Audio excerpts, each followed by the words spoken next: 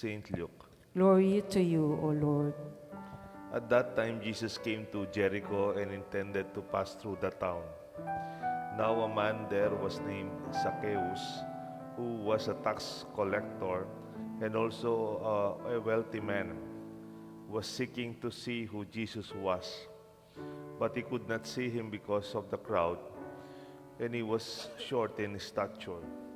So he ran ahead and climbed a sycamore tree in order to see Jesus, who was about to pass that way.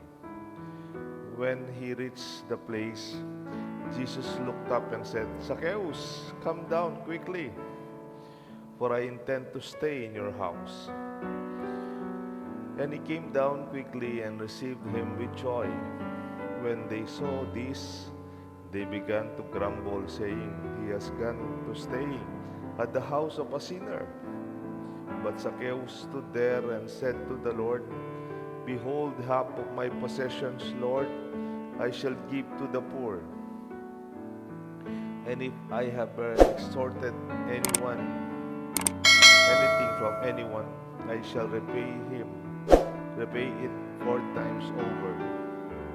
And Jesus said to him, "Today salvation has come to this house, because this man too is a descendant of Abraham. For the Son of Man has come to seek and to save what was lost."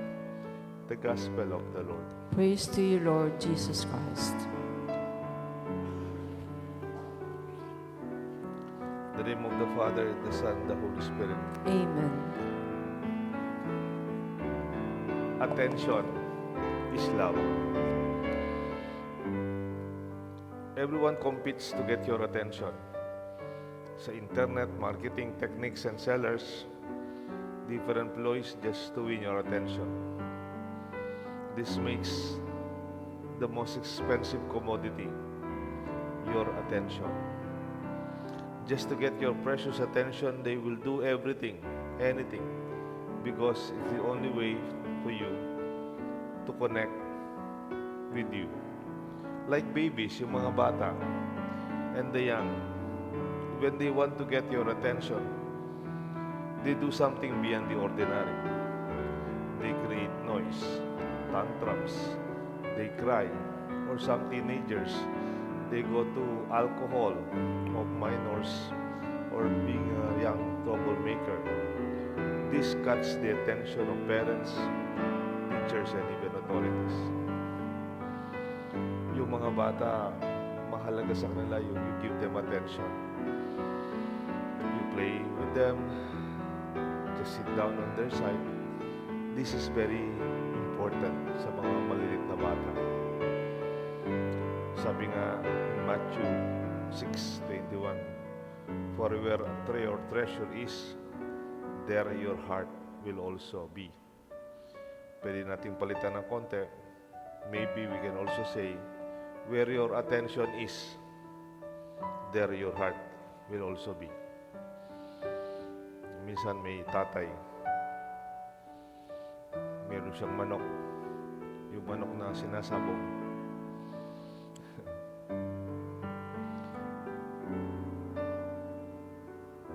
Binibigyan niya ng atensyon yung manok. Pinapakain niya ng corned beef. Binibili pa niya ng tablets. Tapos binabantayan niya, hindi naiinitan. Sasabong niya. Tapos yung anak niya nasa likod, nanonood lang. The attention is on the sabungan, but not on the child. I think children needs our attention. Tukiyo lang. Sabihin nyo lang. Let them stay with you. Basta let them know you have their attention. And then, ela po maging KSP, yung kulang sa pansin when they grow old. They will be matured. They will not be insecure. They will be confident because they know you are on their side. There are parents who are complaining about the attention of their children is focused on their cell phones and handed screens. You can leave them alone, glued with their devices, and they will not complain until you cut the internet. The same way, there are children who complain that their parents are too preoccupied or they are too busy with many other priorities and they have no time for the family. May isa pong libro, yung title niya, 5 Love Languages by Gary Chapman.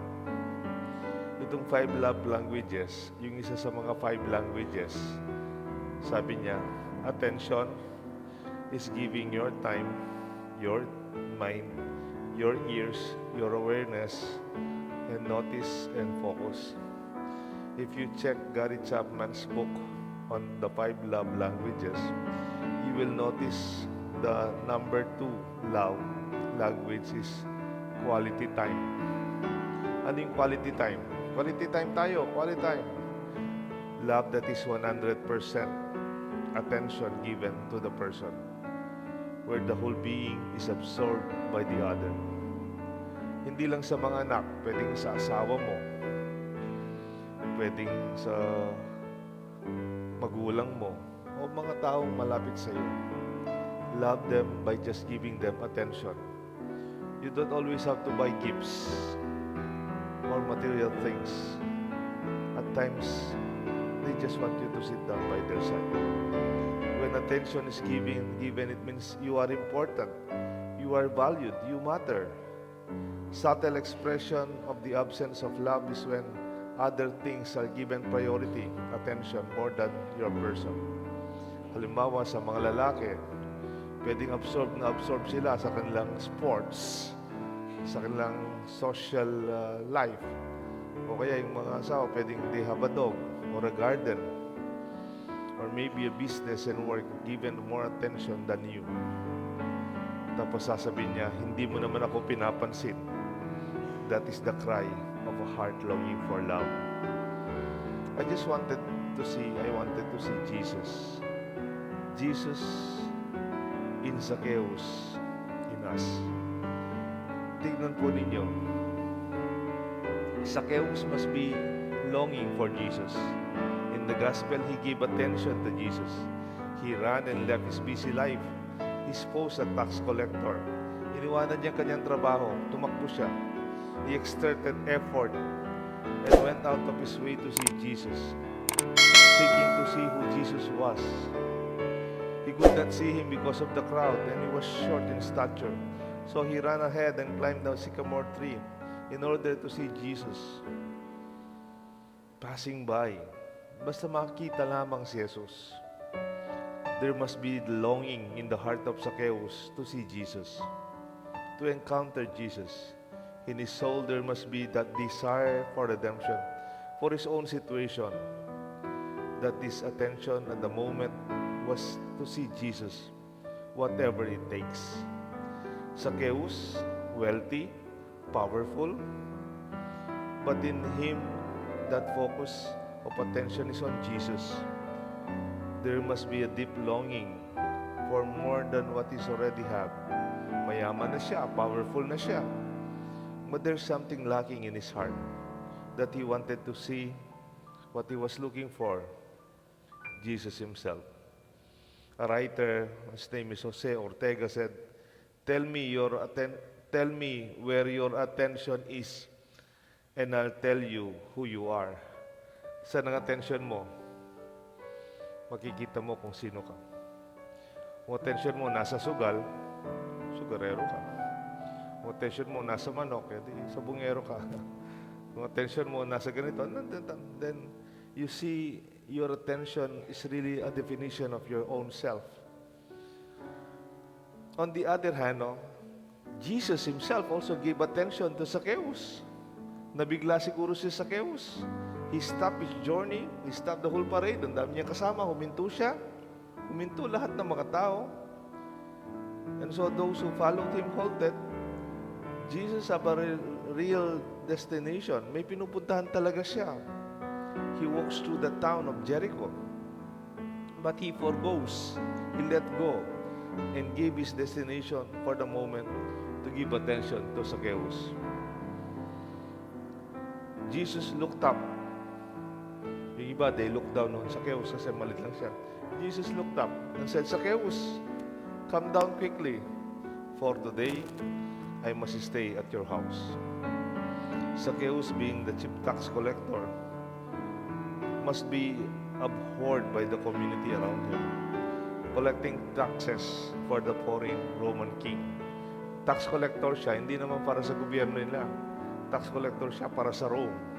Parang panahon ng mga Hapon. Tax collector ka para sa Japan, hindi naman para sa Pilipinas. That he might be suspected as a corrupt and dishonest man. Maybe the small in stature can also mean people looking down on him, giving him attention that Jesus must an experience of affirmation of the publican life of Zacchaeus. The attention given by Jesus to Zacchaeus led to his conversion and led to the salvation of his house. There must be so much love and affection for Jesus to stop, to look up, and Zacchaeus and addressed him personally in front of the crowd. Minsan may kwento po ako sa inyo. May isang bata nasa orphanage. Kaya lang yung orphanage, mahaba po yung kanilang room. Yung batang orphan nasa dulo. Parating nasa dulo. Orphan na siya, nasa dulo pa siya ng room na malaki. And then he was given attention by the man who visited. May bumisitang lalaki, maganda yung damit, dissenting tao. Nung pumasok yung lalaki sa orphanage, while all the children were looking at the man who talked to the child and spent time with him. Naglakad yung lalaki, ang daming mga bata, pero siya pinuntan niya sa dulo with purpose. It was a marvelous moment for the child who felt so affirmed, so valued, and so loved. This must be something that changes us. When we are recognized as persons, kilala tayo, and we are given that message. That day, Zacchaeus climbed to sit on the branch of the sycamore tree. But Jesus looked up, looked into the eyes of Zacchaeus, and gave attention to him. Prayer, kahit yung pagdadasal, is attention giving. Ang tunay na pagdadasal, dapat ang attention mo nasa Diyos. Praying, focus the attention to the presence of the divine, to see Jesus passing by.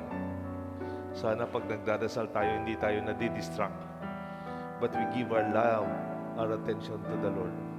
Do you remember Mary and Martha when Jesus visited their house at Bethany?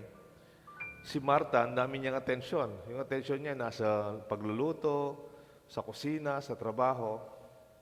Puno pa siya ng complaint. But Mary just sat down by the foot of Jesus, listening to him. Mary gave full attention to Jesus by listening. That is, sat down by his feet. While Martha was busy with kitchen chores. Attention at times is difficult and challenging because there are many distractions in our relationships, in our life, prayer life. How do we get over the relationship without giving attention? The crowd lacking the view of Zacchaeus, the grumbling and murmuring crowd. Kuminsan may attention ka pero maraming mga tao, maraming mga nagbablock for your view of Jesus. Mayroon po isang writer, si Father Ron Heiser, once wrote, "Goodness does something to us. When we experience it, we grow taller. We rediscover and unveil our own nobility."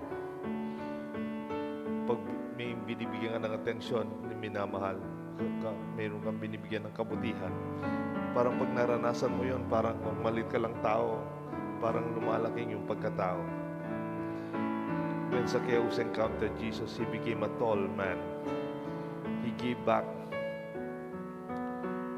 what the small man has taken. Ang tunay na pagbabago at pagsisisi. He said, "I would like to give back whatever I took." At that red attention taken to the highest degree. It is the same thing as prayer. It presupposes faith and love. absolutely unmixed attention is prayer. If we turn our mind towards the good, it is possible that little by little, the whole soul will be attracted therefore, in spite of itself. Let us celebrate the conversion and salvation of the house of Zacchaeus. Let us also experience the love and attention of God to us, and in our prayer life, give back to Him. In the name of the Father, the Son, and the Holy Spirit. Amen.